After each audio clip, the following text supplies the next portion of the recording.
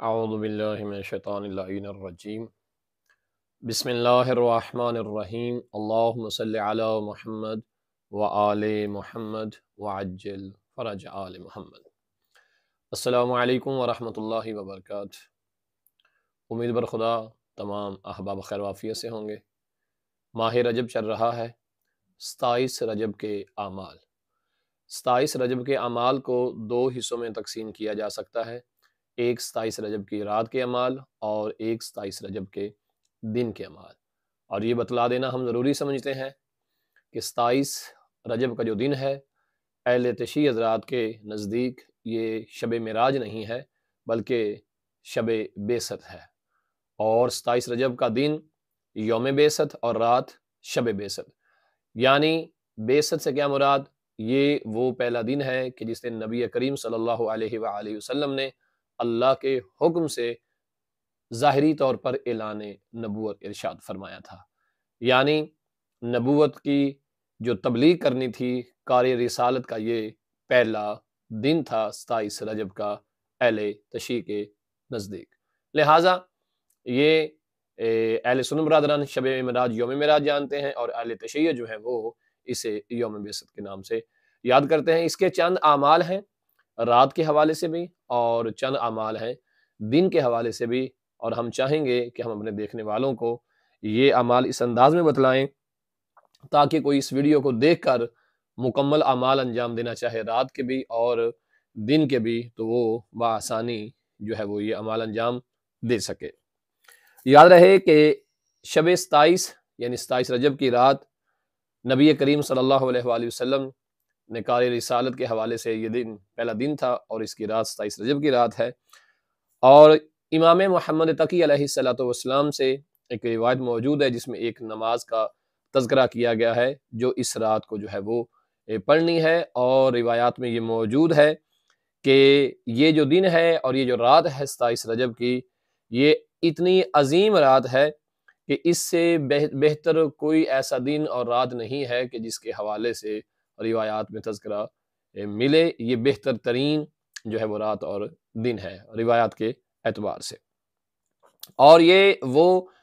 رات ہے اور یہ وہ دن ہے 27 رجب کے حوالے سے کہ جس دن معصومین فرماتے ہیں کہ ہمارے چاہنے والوں کے، ہمارے شیعوں کے اعمال اللہ کی بارگاہ میں 60 سال کے ثواب کے برابر لکھے جاتے ہیں۔ یعنی اس رات میں اور دن میں جو بھی عمل کیا جائے گا اللہ سبحانہ وتعالی کی بارگاہ میں معصوم فرماتے ہیں کہ وہ 60 سال کے اعمال کے برابر ثواب کے برابر ہوگا ایک عمل۔ اب روایت کیا کہتی ہے؟ حکم شریعت، حکم اہل بیت، تعلیمات اہل بیت کیا ہے کہ آپ نے 27 رجب کی رات کو نماز عشاء کے بعد استراحت کرنی، کچھ دیر لیٹ جانا ہے، آرام کرنا ہے، اور آدھی رات سے پہلے جو ہے وہ بیدار ہو جانا ہے،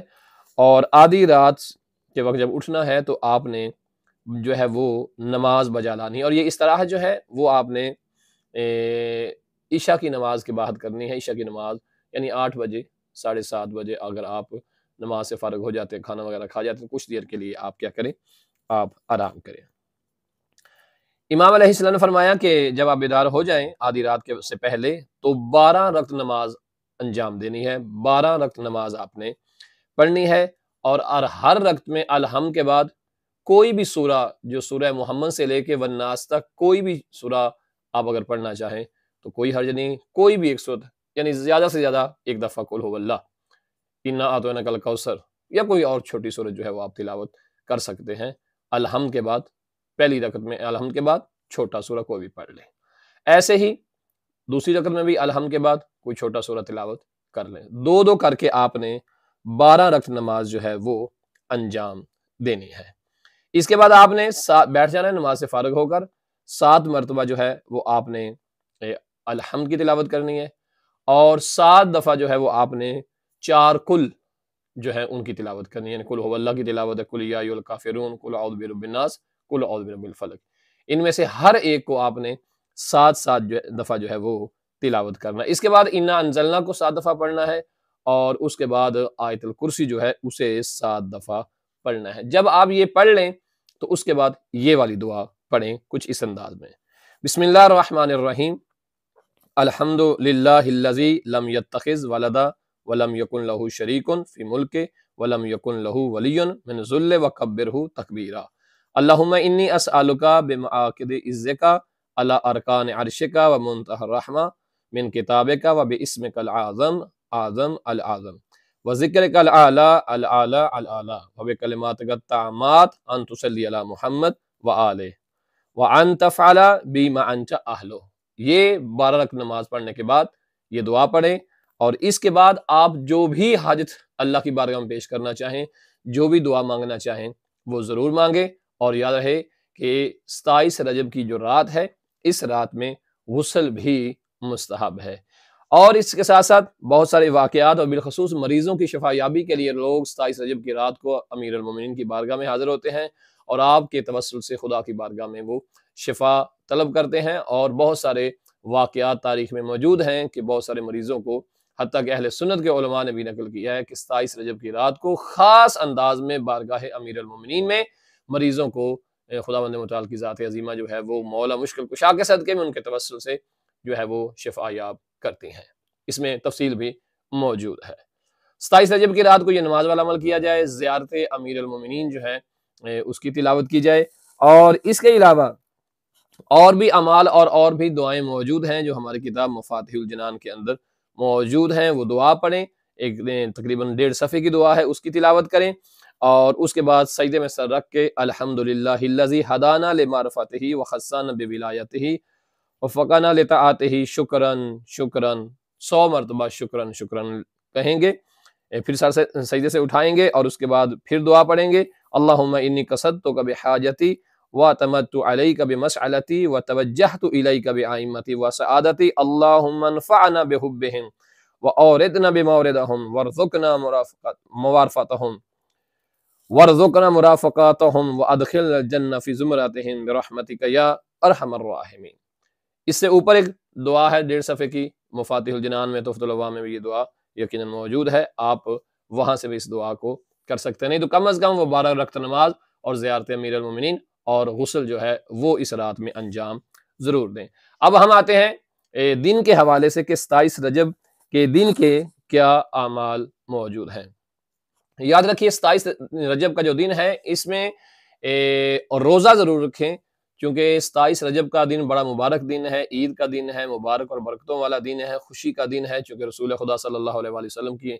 کار رسالت نبوت کا یہ پہلا دن ہے، یعنی آپ نے کار رسالت کا آغاز اس دن سے کیا تھا۔ اب ایسا نہیں کہ آپ نبی اس دن بنے ہیں، ہمارے نزدیک نبی جو ہے وہ نبی ہوتا ہے، اور وہ اس دنیا کے خلق کرنے سے پہلے ہی خداوند متعال کی بارگاہ میں وہ نبی ہی ہوتا ہے، یعنی گویا نبی کی ولادت ہی نبوت کے ہی اعتبار سے ہوتی ہے۔ ایسا نہیں کہ 40 سال بعد وہ نبی بنے گا، لیکن کار رسالت کا چونکہ ایک وقت مقرر ہے، اس وقت کے حوالے سے نبی کریم صلی اللہ علیہ وآلہ وسلم نے اعلان رسالت ظاہری طور پر جو ہے وہ 40 سال کی عمر مبارک میں فرمایا۔ ایسا نہیں کہ آپ کو بھی پتہ نہیں تھا کہ میں نبی ہوں اور اچانک اللہ نے کہہ دیا اور آپ کو پتہ چلا کہ میں نبی ہوں، آپ نے اعلان نبوت کر دیا۔ ہمارے ہاں ایسا نہیں ہے، لہٰذا 27 رجب جو ہے اس دن میں غسل کیا جائے، اور امیر المومنین کی زیارات ہیں جو مفاتیح الجنان میں موجود ہے۔ 3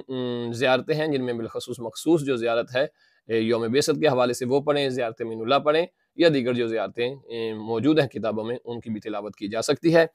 اس دن کا روزہ ضرور رکھا جائے، یہ ایک روزہ 70 سال کے روزوں کے برابر کی اہمیت کا ہے، اور یہ ان 4 بڑے دنوں میں سے ہے جن میں روزہ رکھنے کی بہت زیادہ تاکید کی گئی ہے۔ اس کے علاوہ روایت میں موجود ہے کہ امام محمد تقی علیہ السلام اس زمانے میں جو ہے وہ بغداد میں تھے، اور آپ 15 اور 27 رجب کا روزہ بالخصوص رکھا کرتے تھے، اور اپنے خادموں کو، نوکروں کو، جو غلام تھے ان کو بھی کہا کرتے تھے کہ آپ روزہ ضرور رکھیں۔ پھر 12 رکعت نماز کی ادائیگی کرتے تھے، اور ہر رکعت میں الحمد کے بعد سورہ پڑھتے، کوئی بھی سورہ پڑھی جا سکتی ہے۔ نماز سے فارغ ہو جانے کے بعد امام علی مقام سورۃ توحید اور معوذتین یعنی کل یا ایھا الکافرون کے علاوہ جو 3 کل ہو جائیں گے، آپ وہ کہہ سکتے ہیں کہ کل هو اللہ، کل اعوذ برب الناس، کل اعوذ برب الفلق، یہ 4 مرتبہ آپ تلاوت کرتے ہیں، اور اس کے بعد کہتے ہیں لا الہ الا اللہ واللہ اکبر وسبحان اللہ والحمد للہ ولا حول ولا قوۃ الا باللہ العلی العظیم۔ اس کے بعد 4 مرتبہ آپ کہتے ہیں اللہ اللہ ربی لا اشرک بہ شیئا، پھر 4 مرتبہ آپ کہتے ہیں لا اشرک بربی احدا۔